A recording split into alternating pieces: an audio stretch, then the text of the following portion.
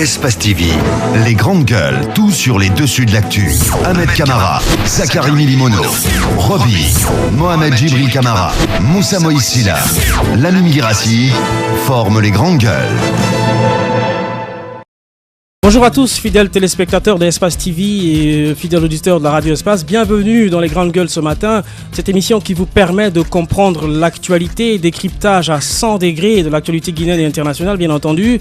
Au menu ce matin, la Guinée vient de prendre part à la 104e session du Bureau international du travail à Genève. Une participation qui est intervenue sous fond de crise au sein des organisations patronales guinéennes. Le pays a été représenté à ce grand rendez-vous par le PAG, en entendre parler, patronat des Guinées aux grandes dames du CNP Guinée de Mamadou Sylla, qui ne digère toujours pas le fait de n'avoir pas été désigné délégué titulaire de la Guinée. Pourquoi une telle attitude, pose la question évidemment Djibril. Qu'est-ce qui a sous-tendu la position de Mamadou Sylla, Le répondant, Mamadou Sylla, président du Conseil national du patronat guinéen, il sera là dans ce studio en deuxième partie. Et puis bien d'autres sujets viendront s'ajouter à cette émission. Ahmed Camara, bonjour. Bonjour Roby. Bassekou, bonjour. Bonjour Djibril, les micros ne sont pas activés. Bassekou, bonjour. Bonjour Roby. Djibril, bonjour. Bonjour. Bienvenue dans les grandes gueules. Alors Ahmed Camara, tu disais un Nigérian, un narcotrafiquant nigérien arrêté à l'aéroport de Niamey en possession d'un passeport guinéen. Et bien évidemment, au-delà d'un passeport guinéen, c'est qu'il avait des boules de cocaïne dans son ventre. Et il faut signaler que ce passager a quand même parcouru un certain nombre de pays avant d'atterrir du côté donc, de Niamey. Il a passé non seulement par le Nigeria, mais également il a passé par Addis Abeba avant d'atterrir au Niger. Alors, mais qu'est-ce qui a éveillé les soupçons de la douane nigérienne? C'est que quand ce narcotrafiquant est arrivé, il y avait une certaine précipitation. Il était un peu affolé parce que, bien évidemment, il fallait qu'il se précipite rapidement pour enlever les boules dans son ventre. Et qu'est-ce qui s'est passé? C'est que juste après le contrôle au niveau de la police, qu'est-ce qui s'est passé? Il a tout simplement laissé même ses bagages à l'aéroport et il a sauté dans le premier taxi pour partir. Et automatiquement, les policiers ont dit quoi? Non, c'est pas normal, il peut pas laisser ses bagages et sauter dans le premier taxi et partir, donc il faut qu'on l'arrête. Voilà, une course-poursuite s'est automatiquement engagée et ce narcotrafiquant a été mis aux arrêts. Mais ce qui est déplorable, c'est que comment peut-il se retrouver en possession d'un passeport guinéen? Je pense qu'on devrait revoir cette je pense que la direction nationale de la police doit nous expliquer, est-ce que ce sont les nouveaux passeports justement, ou les anciens? Il faut chercher à le savoir. Bon, pour l'instant, je ne sais pas si ce sont les nouveaux passeports ou les anciens, mais ce qui reste clair, c'est que c'est un passeport guinéen. Et comment est-il rentré en possession de ce passeport? Y a-t-il un réseau de distribution de passeports hormis le réseau normal que nous avons? Non, je pense que les autorités de la police ont quand même du pain sur la planche. Mais il faut rappeler Ahmed que beaucoup d'étrangers possèdent l'ancien passeport. Oui, mais bien sûr. Parce que l'ancien passeport, ça se donnait comme des cacahuètes. Oui, mais ça c'est clair. Vous savez, avant s'offrir un passeport guinéen, c'est comme de la tarte. Aujourd'hui, c'est vrai, il y a eu des améliorations dans le cadre de la sécurisation de nos passeports. Mais encore une fois, ce que Ahmed rappelait tantôt, cela démontre une fois de plus que les mesures de sécurité pour appréhender, pour démanteler, pour détecter de la drogue ne sont pas infaillibles. On a vu comment ce monsieur, par des astuces, par des subterfuges, a pu passer entre les mailles du filet. Il a fallu bien la vigilance, il a fallu quand même qu'il fasse quelque chose qui puisse éveiller les soupçons pour qu'il soit tout de suite démasqué. Encore une fois, cette situation révèle en quelque sorte la précarité des moyens dont disposent les aéroports africains en général, les moyens de sécurisation, les moyens de contrôle. Je pense qu'il faut renforcer ces moyens pour éviter que de telles personnes, de tels individus passent entre les mailles du filet. Oui, mais la cocaïne dans l'estomac, je crois qu'il faut un scanner pour pouvoir détecter cela. Et je pense que ça demande un certain nombre de temps dans le ventre avant que les boules ne s'explosent. Certainement ce qui a précipité la fuite du narcotrafiquant. Parce qu'il faut signaler que c'était pas un vol direct, puisque je vous ai parlé un peu du tout que le monsieur a fait en passant par Abuja, ça a mis du temps, en passant par Addis Abeba, tout ça. Donc je pense que ça a mis du temps et rapidement il fallait qu'il se libère de ces produits avant que ça n'explose dans son ventre. Mais ce qui est déplorable, c'est que je pense que monsieur le ministre, au lieu de monter et descendre, je pense que ce sont des actions qu'il faut combattre, ce sont des actions auxquelles il faut quand même s'atteler et non aller faire une campagne. Et non, vous n'êtes pas le chargé des des affaires religieuses. Laissez ceux qui sont en train de gérer la religion. Occupez-vous de ces problèmes. Parce que je pense que le Guinéen aujourd'hui, moi j'en ai vécu la même situation. Quand je suis allé en Chine, mon frère, quand on a regardé mon passeport, j'ai eu peur. C'est comme si on allait déchirer la page. Mais c'est pas normal. Je pense qu'à un moment, il faut qu'on respecte nos documents d'identité pour se faire respecter à l'extérieur. Sinon, le Guinéen ne sera jamais respecté. C'est vrai que les passeports guinéens sont très suspects dans les aéroports au niveau international. Quand on voit avec vous, les grandes gueules.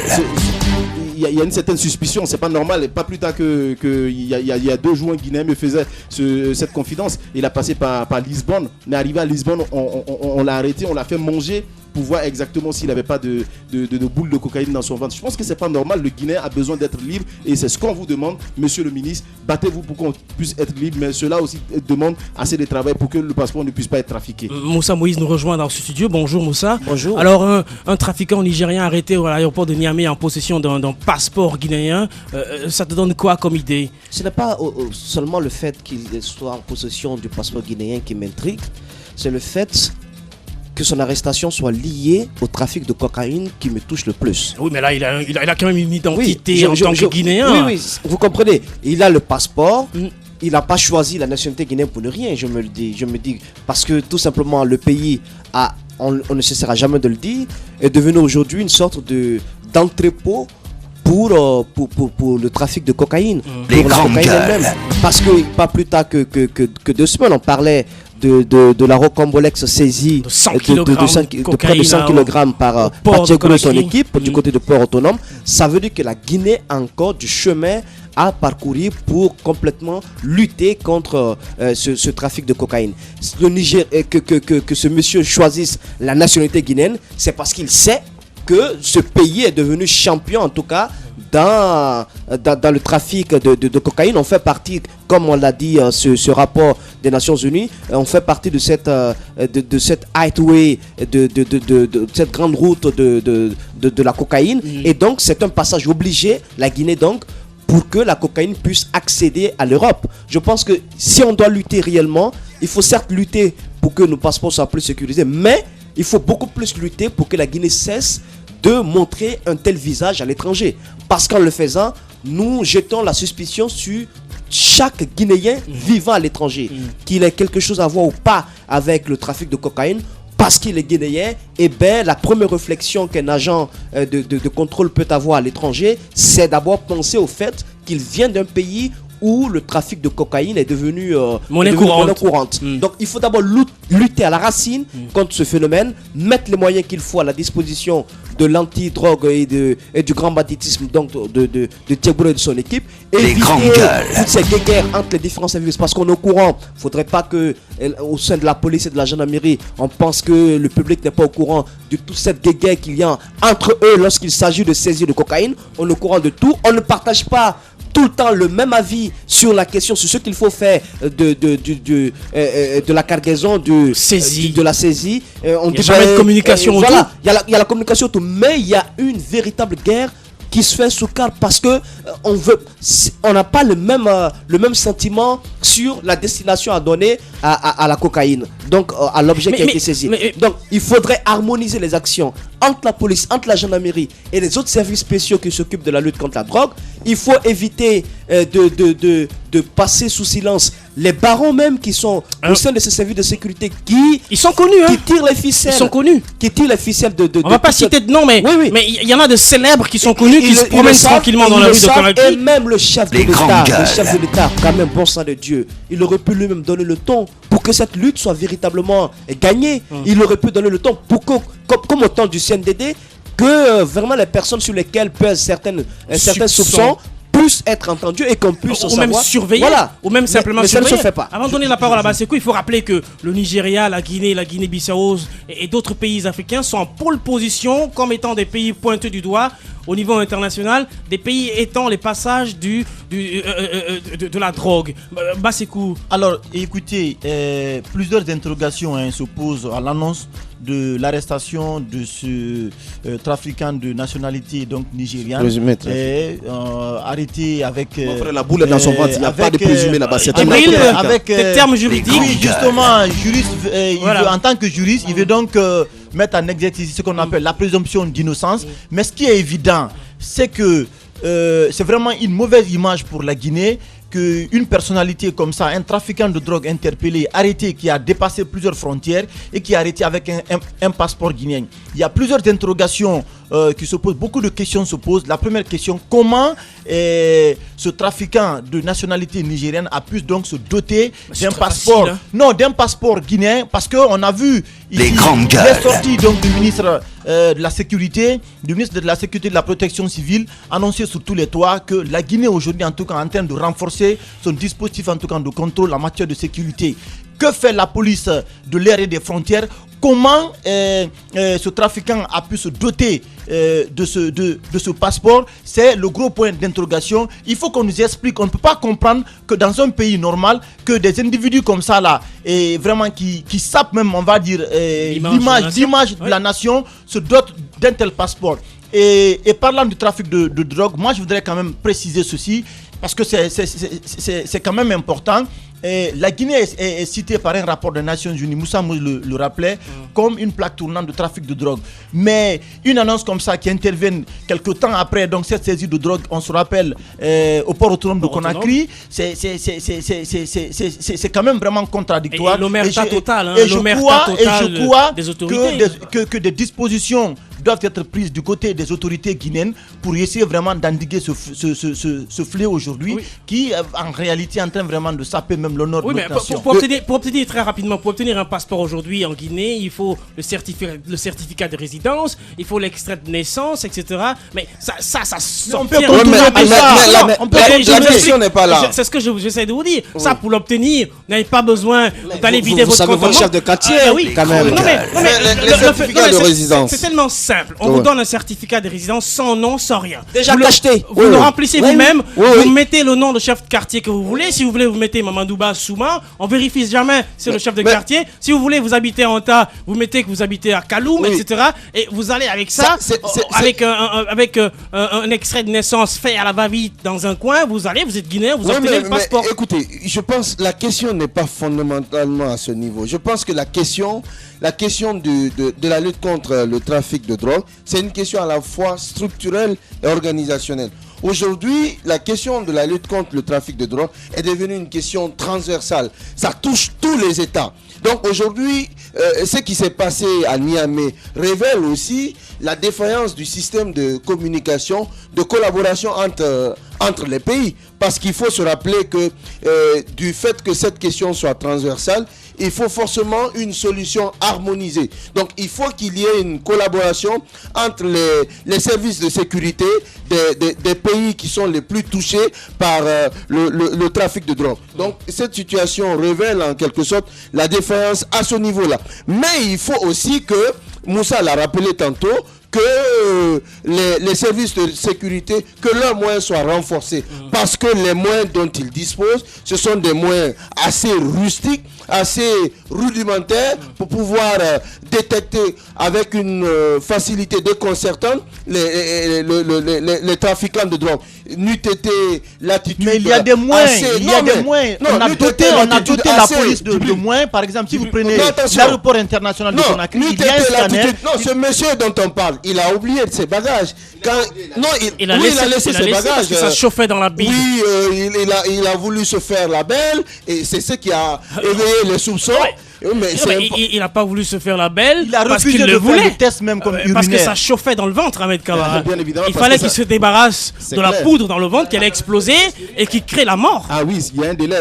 Sinon, tout simplement, ça explose et quand ça explose, c'est la mort qui la mort va s'en suivre. Et je suis parfaitement d'accord avec Bassekou quand il dit qu'il y a les moyens. Il y a les moyens, mais on demande aussi l'intégrité de ceux qui arrêtent ces narcotrafiquants. Qui vous a dit que des narcotrafiquants? Les grandes gueules.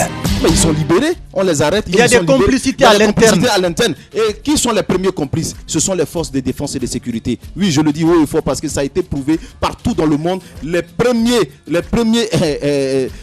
c'est-à-dire les premiers partenaires des narcotrafiquants sont les forces de sécurité. Parce que c'est eux qui les cortègent, c'est eux qui les emmènent, c'est eux qui les aident à convoyer. C'est eux qui les protègent, ceux qui les aident à faufiler. C'est clair. Et même en Guinée, ça a été prouvé. Je pense alors qu'il faut une certaine intégrité. Les grandes gueules. Pour la question de moyens, ces moyens existent. Mais aussi, il faut laisser la main libre à ceux qui sont vraiment prêts à mener ce combat. parce que d'autres l'ont fait et ils ont réussi ce combat. J'ai parlé de ceux qui ont arrêté cet avion en provenance du Venezuela qui a atterri à Farana. Ils sont allés en prison. Ils sont en Guinée, ils sont capables de mener ce genre d'opération et arrêter ces narcotrafiquants. Mais qu'est-ce qu'on fait d'eux? On les jette tout simplement. Il y a aussi l'équipe de Tchegboro qui a réussi à mettre la main sur une grande quantité récemment. Qu'est-ce qu'on en a fait? Est-ce qu'on en parle d'ailleurs? On n'en parle pas du tout. Total. Demandez à Tchegboro, je ne sais pas, mais si vous avez la possibilité de lui poser la question, posez-lui la question. Je pense qu'il ne dort pas en ce moment. Mais Moussa, depuis après le CNDD, il n'y a jamais eu de baron de la drogue ou quiconque arrêté pour trafic de drogue présenté au public guinéen. Même si c'est pas le faire aussi dans le sensationnel, mais on aurait pu. Non, mais c'est pas dans le sensationnel. Djibril le rappelle, le trafic de drogue aujourd'hui, c'est devenu une guerre internationale. Je pense que quand vous saisissez 100 kg de drogue à un port, il faut qu'il y ait un battage médiatique là-dessus. Il faut que le gouvernement communique. Il faut que le ministère de la Sécurité nous dise où ils en sont avec cette cargaison. Écoutez, qui sont ceux qui les ont amenés et comment ça se passe au niveau de la justice, comment ils seront traduits. Il faut quand même qu'on les présente. On va pas nous dire que c'est venu comme ça dans un sac flottant sur la mer. Non, moi je pense que pour la saisie effectuée par Tchegboro, il y a quand même des noms. Il y a eu quand même une enquête. On nous a parlé d'un commerçant et tout, mais on ne sait pas qui. Il y a assez de commerçants. Il y a une enquête de longue haleine qui a été menée par son équipe et lui. Ensuite, la cargaison était attendue. Ils ont fouillé le bateau. Ils ont retrouvé effectivement le colis. Donc, ce que j'aimerais dire, c'est que le chef de l'État manque de volonté politique. C'est bien de créer une structure spécialement en charge de lutter contre le grand banditisme, mais aussi contre les narcotrafiquants. Mais c'est bien aussi de donner à cette structure les moyens qu'il faut. Moi, je pense que quand vous observez Tchegboro... Je parlais tantôt de moyens. Oui, mais je n'ai pas contesté le manque de moyens. Mais quand vous regardez comment est-ce que Tchegboro et sa structure fonctionnent, vous vous rendrez compte que c'est avec des moyens dérisoires. Mais en même temps, il y a aussi le fait que certaines personnes sur lesquelles pesaient des soupçons, j'insiste encore là-dessus, sont là, mais on n'a pas pu lever tous ces soupçons par des preuves concrètes. Moi, c'est ce que je me dis. Alors, si une telle personne qui avait été pourchassée par le passé, par le même Tchegboro, lorsque cette même personne croise Tchegboro dans la rue, quelle attitude il doit avoir à l'égard de Tchegboro? Ça complique aussi le travail de ce monsieur. Je pense qu'il faut non seulement lui donner les moyens, mais il faut aussi l'encourager à travailler. Pour les autres services de sécurité, au niveau du port, au niveau de l'aéroport, je pense qu'il y a aussi un manque de volonté. Il y a une complicité active, il y a aussi un manque de volonté. Grandes gueules. Et à ce niveau, il faut des sanctions. S'il n'y avait pas de baron, s'il n'y avait pas de gros bonnets qui tiraient les ficelles depuis le sommet, je pense qu'on n'aurait pas assisté à ce genre de saisie. Mais c'est parce qu'il y en a. Et derrière, ils le font et ils sont soutenus par quelqu'un. Oui, mais comment assurer une sécurité dans un aéroport où quand vous venez, on vous demande, monsieur, vous avez combien de francs guinéens dans la poche? Et quand vous dites vous avez 200 000, on dit non, vous avez le droit de passer avec 100 000. Ouais. Et les 100 autres 1000, qu'est-ce que j'en fais? Non, vous le laissez ici. C'est la pratique à l'aéroport. Alors imaginez qu'un baron de drogue vient avec sa liasse de dollars et d'euros dans la poche, et ben il passe comme l'eau qui coule. Hein. Oui, mais ça c'est clair. Il y a une complicité supposée ou avérée au niveau de certains responsables qui sont chargés de la lutte contre le trafic de drogue. Vous le soulignez tantôt, ce sont des pratiques qui sont monnaie courante, pas seulement dans les aéroports. Aller au niveau des barrages, au lieu de contrôler le contenu du véhicule, on va beaucoup plus s'atteler à savoir ce que vous avez en poche. Voilà, et vous leur glissez quelques monnaies de 1000 francs ou 500 francs, vous partez tout de go. Je pense que ce sont des pratiques qui rendent difficile la lutte contre le trafic de drogue. Imaginez qu'un aéroport soit transformé en passoire. Le terme a été utilisé ici, ça n'a pas plu à certains, mais c'est vrai, lorsque vous pouvez venir dans un aéroport, il vous suffit, n'est-ce pas, de graisser les pattes de ceux qui sont censés vous contrôler et vous passez sans coup féri, l'aéroport devient forcément une passoire. Donc, je pense que ces personnes-là, ceux qui doivent contrôler doivent avoir un minimum d'éthique, un minimum de morale. Mais en tout cas, il faut aussi leur mettre ces gens-là à l'abri du besoin. C'est extrêmement important. Vous ne pouvez pas demander à quelqu'un de résister aux sirènes de la tentation si vous le mettez pas à l'abri du besoin. Imaginez quelqu'un qui passe toute une journée à contrôler des bagages, qui n'a même pas sa vie, qui n'a même pas déjeuné, qui n'a même pas pris son petit déjeuner. Imaginez qu'une personne vient facilement lui glisser, n'est-ce pas, 200 000 ou 300 000, mais c'est tout bon pour lui. Il va prendre cet argent. Je ne suis pas en train de justifier de justifier un comportement, mais je suis en train d'expliquer la cause qui pourrait entraîner une telle conduite de la part de ces agents chargés du contrôle. Il faut les mettre à l'abri du besoin. Il faut quand même, c'est vrai, les mettre à l'abri du besoin, mais il faut quand même un peu de morale dans son travail. C'est vrai que les services de sécurité qui travaillent au niveau des aéroports et tout, même si vous leur donnez un salaire miribolant, l'homme est tellement insatiable. Moi, je pense qu'il faut des mesures punitives, comme le dit Basekou. Vous avez à l'aéroport de Conakry, est-ce que l'aéroport est si rentable? Vous voyez les policiers qui sont assis, qui attendent le seul vol de la journée au cours duquel ils vont avoir quelques billets. La tentation est assez forte. On a vu qu'au sein de ce même aéroport, il y a quand même une personne arrêtée dans le cadre, bien entendu, de ce trafic de cocaïne qui s'est évaporé, entre guillemets. Et bien, si une telle pratique s'effectue au sein de l'aéroport, je ne sais pas s'il y a eu après de nouvelles réformes, s'il y a eu encore de nouvelles mesures de sécurité, mais ça laisse quand même à désirer. Point de vue contrôle, point de vue vigilance. Mais ce que j'aimerais dire, la saisie de cette importante quantité de drogue par Moussa Tchegboulou et son équipe, on aimerait voir la suite. Il ne faudrait pas qu'on nous montre ce qu'on doit nous montrer. C'est-à-dire qu'on voit la cargaison, qu'on regarde à la télé ceux qui ont contribué à sa saisie. Il y a eu des incinérations, Moussa Moui. J'aimerais. Combien il y a eu des incinérations? Combien de kilos? Je ne dis pas. Combien? Je reste prudent. Ce sont ces 100 kilos qui ont été incinérés. Je ne dis pas que la quantité de drogue qui a été saisie récemment a été incinérée. Mais je me rappelle bien qu'en 2014, le service de Moussa Teboro Camara, accompagné de certains officiers de la police et de la gendarmerie, ont incinéré du côté ici de Kagbele une importante quantité l'incinération dans de telles conditions doivent se faire de façon transparente. La presse doit être convoquée, beaucoup de structures doivent être convoquées. Le kilogramme qui sera incinéré doit être pesé devant tout le monde pour qu'on sache exactement que c'est la quantité saisie. Mais ça n'a pas été pesé. La quantité incinérée durant l'année, tu ne peux pas me donner avec certitude la preuve que c'est cette même quantité qui est incinérée. C'est vrai qu'il n'y a pas une communication pour dire quelles sont vraiment les quantités qui ont été incinérées. Qui t'a dit qu'on ne peut pas incinérer la poudre de manioc? On ne peut pas quand même inviter la presse pour ça. Ah oui, la presse a goûté. T'as goûté pour savoir si c'était de la coke? Alors, vous êtes expert en détection de cocaïne. Vous n'êtes pas quand même de. Tu es très jeune. Non, mais ce que je dis, c'est que pour le cas de Tchegboulou et son équipe, il faudrait qu'on sache la suite. C'est bien de saisir tout cela, mais on a cité quelques noms. Il y a des complices qui sont connus. On veut en savoir plus. Il faudrait que dans les prochains jours qu'on nous dise qu'est-ce que l'enquête donne comme mais est-ce que Tcheboro aujourd'hui a-t-il fait profil bas? Parce qu'on le sait très bien qu'au temps du CNDD, il avait mis la main sur un certain nombre de personnes qui circulent aujourd'hui librement. Tcheboro ne peut pas être plus royaliste que le roi. Il saute à la hauteur du défi qui lui a été donné par le chef de l'État. Le chef de l'État lui dit mais tu t'arrêtes là, il s'arrête là. Moi je pense que c'est un peu ça sa difficulté. Je pense que les contrebandiers ne veulent pas que je parle du trafic de cocaïne, mais je vais en parler. Alors il faudrait qu'on sache la suite. Les grandes gueules.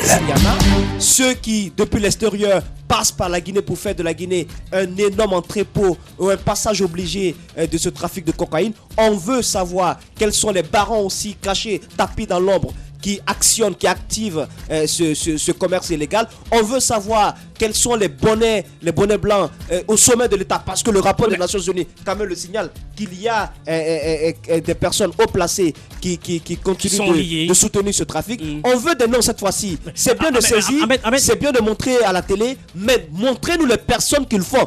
parce que vous allez brûler cette quantité, vous allez l'incinérer, mais après si les mêmes personnes ne sont pas condamnées, elles vont continuer par d'autres moyens, par d'autres ruses à faire entrer de la drogue en Guinée. Il faut éviter cela. Encore qu'on soit sûr que c'est vraiment la quantité saisie ou la drogue saisie qui est incinérée. La dernière fois, Ahmed nous parlait, on parle de l'aéroport, mais les frontières, si l'aéroport n'est pas sécurisé, les frontières, ça doit être la catastrophe. Et Ahmed parlait la dernière fois de tous ces barons de drogue qui ont des villas en bordure de mer. Parfois, ça n'arrive même pas sur terre. Qui sont aussi responsables d'entreprises. Ce qui reste clair, c'est que des villages inoccupés. C'est vrai qu'on peut tirer à boulet rouge sur les forces de défense et de sécurité. Parfois, comme je l'ai dit, il y a d'autres qui veulent mener ce combat, mais c'est difficile pour ces agents de mener le combat. S'il faut stopper quelqu'un avec sa cocaïne et aller en prison, je pense que personne ne souhaite aller en prison. Même le policier qui a arrêté, s'il doit arrêter quelqu'un et finalement aller en prison au niveau de l'aéroport, il ne le fera pas. Je suis désolé. Mais enfin, on est loin de cette époque-là. Non. On est loin de cette époque. Qu'est-ce que vous me parlez? On est loin de cette époque. Vous aujourd'hui, si les barons sont protégés par l'establishment, qu'est-ce que tu veux? C'est pas le petit policier qui va échapper. Je pense que Djibril me connaît carrément ce qui se passe dans la cité. Vous êtes en train de parler de ça, c'est à l'époque. Aujourd'hui, on a arrêté une grande quantité de cocaïne. Vous en savez un peu plus? Non. Vous savez quoi exactement de ce dossier? Alors, mais quand ça se fait dans d'autres pays, vous n'êtes pas informé à longueur de journée? En longueur de journée, ça se dit pas. Je pense qu'à un moment aussi, ces agents, s'il n'y a pas de sécurité, je suis désolé, bien évidemment, ils verront la cocaïne, mais ils pourront rien faire. Et ça veut dire qu'il y a de la cocaïne qui passe. Et ces agents peuvent parfois voir, mais ils feront rien. Donc moi, je pense aussi que s'ils n'ont pas de sécurité, si on ne peut pas garantir la sécurité, on ne peut pas garantir les grandes gueules de leur famille, ben ça va être difficile pour eux de mener ce combat. Et Basekou parlait d'incinération. Je suis parfaitement d'accord avec toi, Roby. Qu'est-ce qui... Alors, si c'est du... la poudre de manioc ou encore du lait en poudre, s'il vous plaît. Ça a été prouvé par A plus B. Ça a été prouvé. C'est que le problème, je pense qu'il faut regarder dans le rétroviseur. C'est ça un peu le problème en Guinée. On n'aime pas regarder en arrière. Pourtant, c'est important.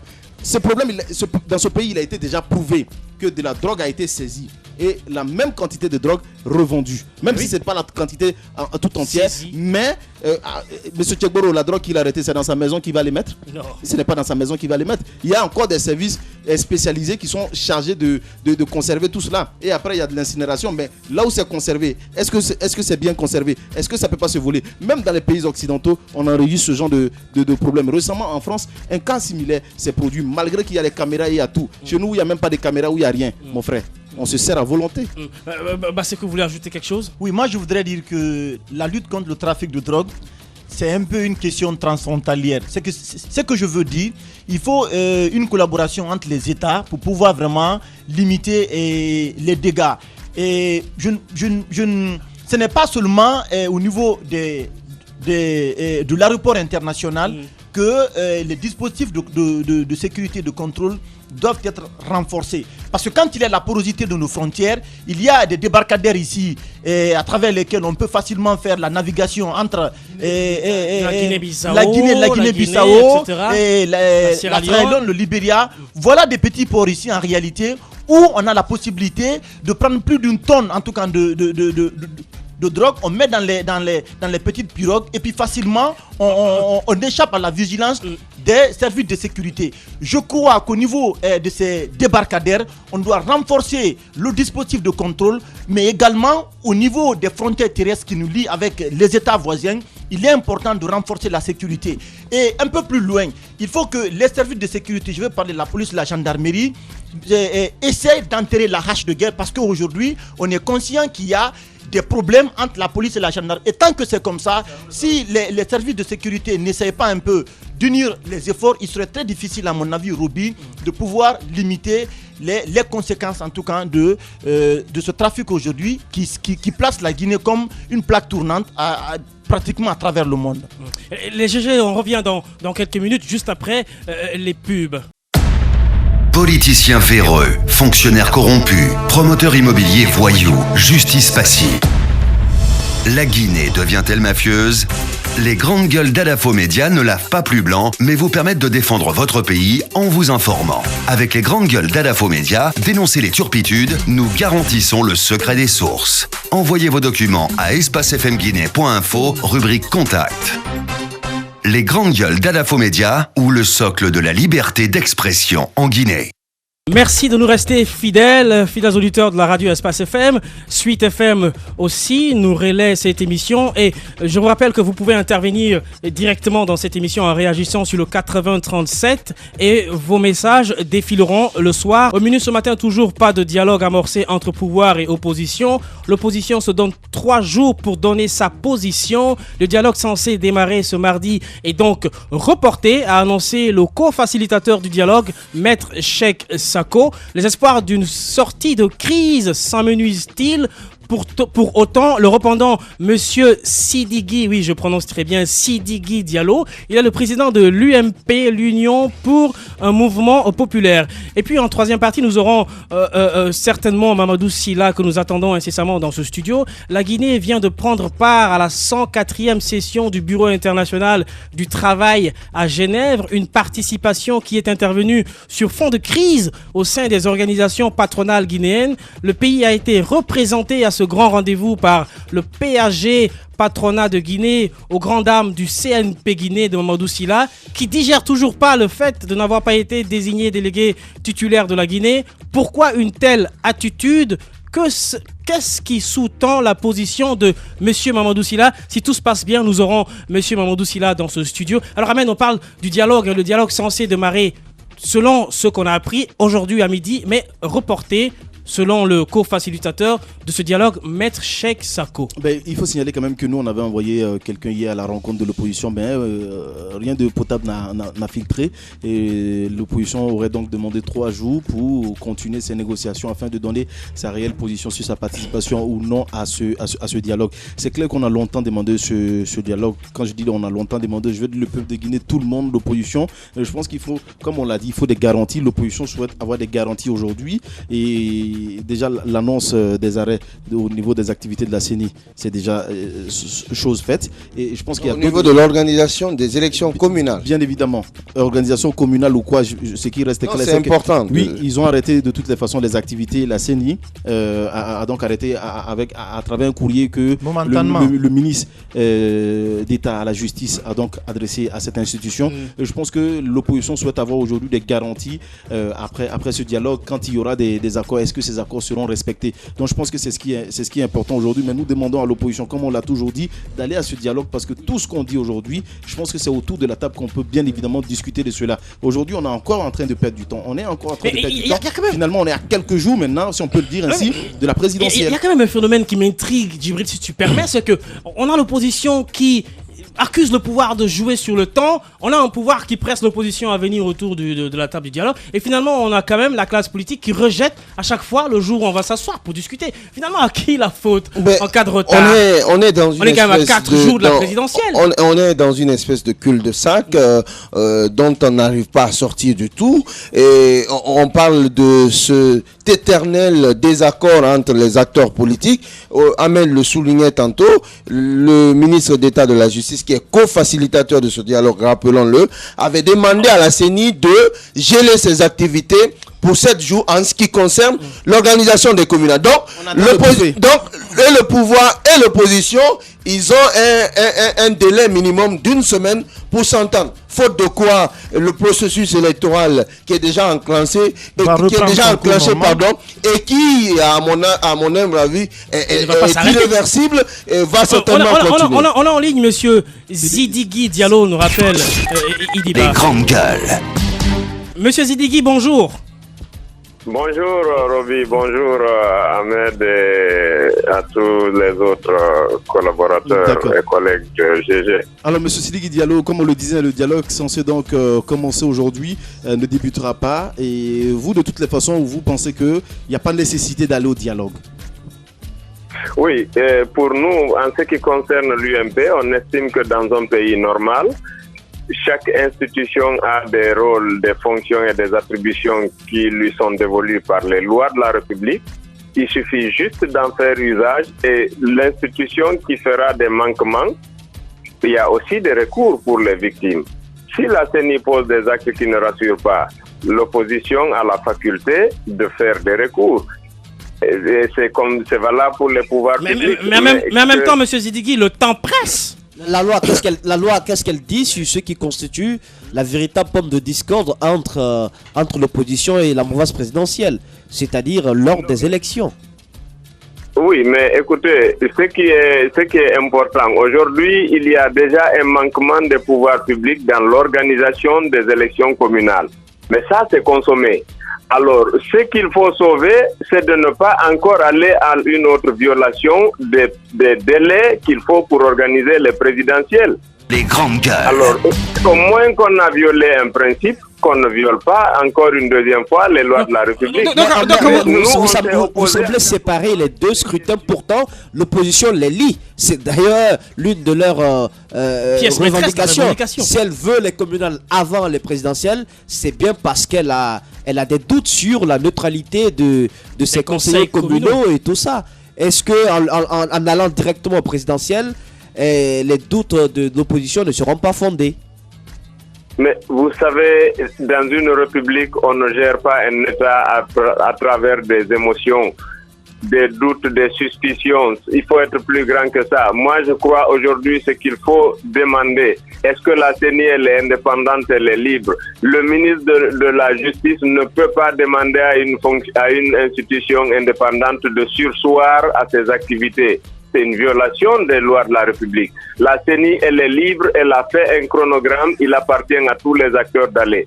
Maintenant, les exigences de nature à rendre propre le fichier ou d'autres détails, ça relève de la faculté de l'opposition et même de la mouvance. Il n'y a pas que l'opposition qui doit aller à ce scrutin-là. Maintenant, les pouvoirs publics doivent mettre tous les moyens à la disposition de la CENI, mais pas lui apporter des décisions. Elle est indépendante. Alors, Monsieur Diallo, vous estimez qu'il n'y a pas nécessité d'aller au dialogue. Vous, concrètement, du côté de l'UMP, qu'est-ce que vous sollicitez pour l'organisation d'élections transparentes, crédibles et acceptées par tous les acteurs politiques en Guinée? Voilà. C'est d'abord, il y a une des demandes de l'opposition à auditer le fichier. Nous estimons que cela est vraiment d'importance. Il vous souviendra que dans ce même studio, le président du CNOX qui était en mission en Afrique du Sud a dit que l'une des priorités de cette rencontre était de faire auditer les systèmes électoraux pour que le fichier soit le maximum possible le reflet de la réalité électorale que les lois ont voulu bien stipuler. Ça, par exemple, c'est une réclamation fondée. Et lorsque aussi on demande à ce que le maximum d'électeurs puissent être enrôlés, c'est-à-dire donner plus de temps à la CENI de rouvrir les délais de correction des listes électorales, ça c'est une réclamation à nos yeux fondée. Mais l'ordre des élections ou bien dire on suspecte Paul ou Pierre, c'est la CENI de manquement. Alors, Monsieur Sidiri, à vous écouter, on a l'impression que vous ne souhaitez pas qu'on viole de nouveau la loi, notamment le mandat impératif qui est lié au président de la République. On sait que son mandat court jusqu'au 21 décembre, date à laquelle il a été investi en 2010 comme président de la République. Donc, du fait qu'on ait violé la loi en ce qui concerne l'organisation des communales, vous ne voulez pas qu'on fasse de même en ce qui concerne l'organisation de la présidentielle? Voilà, sinon on aurait récidivé dans la violation des lois et tous les acteurs politiques guinéens seront contribuables de cette violation. Mais imaginez un instant que cela aussi engendre des conséquences et d'autres choses qu'on ne pourra plus gérer. Ici en Guinée, on met le consensus au-dessus des lois, de sorte que tout le monde s'accorde à violer les lois. On se réunit dans un accord. Constitutionnelle. Oui. On lui dit il faut faire ci, il faut faire ça. Après on dit qu'on est en train de trouver la paix. On va jamais trouver la paix dans la violation des lois. Au même moment, Monsieur Sidiki, on sait que le pouvoir et l'opposition disposent d'assez peu de temps pour s'entendre, faute de quoi le processus électoral risque de suivre son cours. Dura lex sed lex. Si les acteurs ne veulent pas, la loi elle est dure, mais il faut appliquer la loi. Alors, maintenant, les exigences à rendre le fichier propre et viable et le processus normal, ça, nous souscrivons à toute réclamation du genre. Mais demander à la CENI de faire ci ou ne pas faire ça, à notre entendement, ce serait violer la Constitution. Mais Monsieur Sidiki Diallo, parlons à présent de vous, puisqu'on est un peu pris par le temps. Oui. Vous êtes un ancien responsable des NFD, il faut le dire, les nouvelles forces démocratiques, dont le président est Mokhtar Diallo. Aujourd'hui, vous êtes à la tête d'un nouveau parti. De l'UMP Guinée. On ne sait pas si votre séjour en France vous a donné des... ils ont changé de nom. Si ça vous a, votre séjour en France vous a beaucoup inspiré, notamment. Parlez-nous de cette nouvelle création de parti politique. Quand on sait que la scène politique, c'est une scène assez mobile, qui bouge beaucoup, comme Djibril le soutenait hier. Hétéroclite. Voilà. Merci Roby. En fait, nous avons organisé des missions. Depuis 5 mois, on était en train de travailler à fond en Europe avec des partis qui travaillent là-bas, tels que si vous prenez le parti belge, le SPA, qui est le parti flamand de Bruxelles. Ensuite, on a eu des contacts aussi avec les Républicains, parce qu'on les a demandé de nous laisser le nom UMP. Bon. Cela consistait pour nous d'abord à aller demander des partenariats. Vous savez, en Guinée, les partis meurent avec leurs fondateurs. Et à l'UMP, ici, nous voulons faire autre chose que ça. Pourquoi? Parce que... Oui. Vous êtes au centre, c'est ça? Vous êtes des centristes? Le centre n'existe pas aux yeux de la loi. Nous sommes un parti de développement. En Guinée, Monsieur Sidiki, quelle est votre position par rapport à aujourd'hui, la mouvance ou l'opposition, clairement? Aujourd'hui, notre position est celle qui sous-tend au respect des lois de la République. Toute entité politique qui prône le respect des principes dans un processus donné, on le soutient. Vous n'êtes pas assez précis sur votre positionnement politique. Vous êtes de l'opposition ou de la mouvance présidentielle? Non, nous sommes un parti de l'opposition. Voilà. Maintenant, ici, vous savez, la Guinée... Dès que vous créez un parti, on vous demande vous êtes de quel mouvement. Si vous dites je suis de l'opposition, on vous met dans le bloc de l'opposition républicaine. Je n'appartiens pas à l'opposition républicaine. Je suis de l'opposition extra-parlementaire parce que je ne suis pas au Parlement. Mais je ne suis pas dans la mouvance qui dit tout ce qui est fait est bon, il n'y a rien de mauvais. Non. Alors nous, notre démarche, c'est que nous travaillons sur des programmes de réforme. C'est d'ailleurs pourquoi on était en Europe, pour demander d'abord la formation des cadres, ensuite la mise en place de grandes rencontres pour créer le débat sur les problématiques du développement. Alors, malheureusement, Monsieur Sidiki, ici chez nous, le temps est roi.